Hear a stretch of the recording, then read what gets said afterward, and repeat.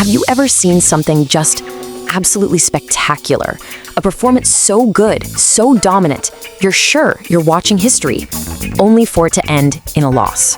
Well, we're about to dive into a game that is the perfect example of that.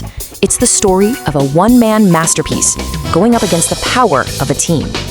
So it was the Hornets versus the Mavericks. And right away, just look at that final score. 123 to 121. I mean, a 2-point game. You know that was an absolute nail-biter coming down to the wire. But believe me, that scoreboard, it barely scratches the surface of what happened here.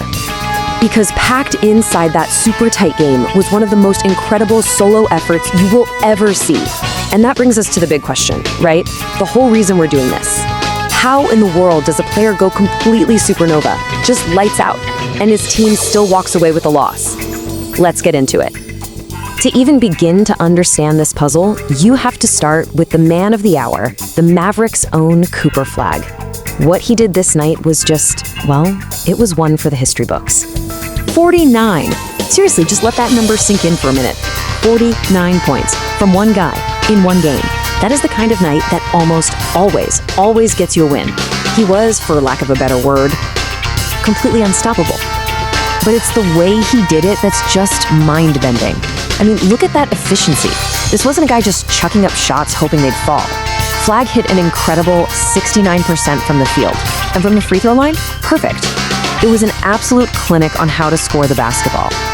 And this right here really puts it all into perspective. 40%. Cooper Flagg was personally responsible for 40% of his team's entire point total. He wasn't just a part of the offense. For huge chunks of this game, he was the offense. So again, how did they lose? Well, the answer starts to take shape when you look at the other side of the court. Because the Charlotte Hornets had a totally different game plan.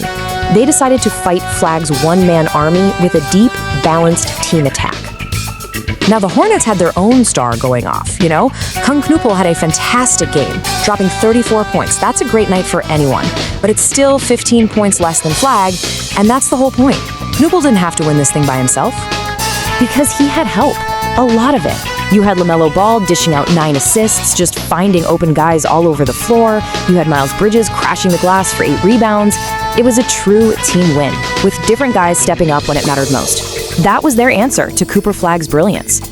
So with these two completely different styles clashing, you got this really fascinating rhythm to the game. It wasn't back and forth the whole time. Nope.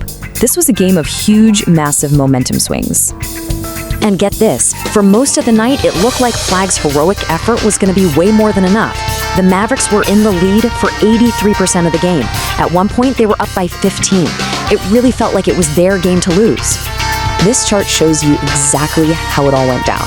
See that second quarter for Dallas? A 38-point explosion. That's when they built that big 15-point cushion. But now, look at the Hornets. They didn't really have one single dominant quarter. Instead, they were just steady, relentlessly consistent, solid in the third, solid in the fourth. They never panicked. They just kept chipping away until that huge lead was completely gone. And that slow, steady comeback set the stage for an absolutely insane final few minutes. I mean, every single trip down the court felt like it could be the one that decided the whole game. And it kicks off right here. The clock is winding down. LaMelo Ball pulls up from way downtown and splashes it. A huge 3 to give the Hornets the lead. The place is electric. But who else is going to answer the call for Dallas? It had to be him. Cooper Flagg immediately gets the ball, drives, and hits a tough, contested pull-up jumper. No way were the Mavericks going down without a fight. So back the other way we go. The Hornets answer, but it's not their leading scorer this time. It's Miles Bridges, knifing through the defense for a huge layup. The lead changes hands again. It's just back and forth. And then Flagg. Again. It's just unbelievable. He gets all the way to the rim for another bucket, and the game is tied. He was doing everything humanly possible to drag his team over that finish line. So after all that chaos, all that back and forth action, the game was ultimately decided not by one last-second heroic play, but by a quiet, statistical advantage that had been building up the entire night. And this right here, this is it. This is where the game was won and lost. Look at it. Field goal percentage, basically the same. Free throws, pretty much identical. The entire game was decided from beyond the three-point line. The Hornets were just on fire, shooting a scorching 49%, and, more importantly, they made it 9 more threes than Dallas. Do that quick math, that's a 27-point advantage just from three-pointers. In a game decided by 2 points? Yeah, that's your ball game. And it all leaves us with this one last question to chew on. Years from now, when people talk about this game, what are they going to remember? The incredible, almost unbelievable 49-point night from Cooper Flagg in a losing effort? Or the gritty, resilient, all-around team victory from the Hornets? It's that classic sports debate, isn't it? And it was all perfectly captured in one unforgettable night of basketball.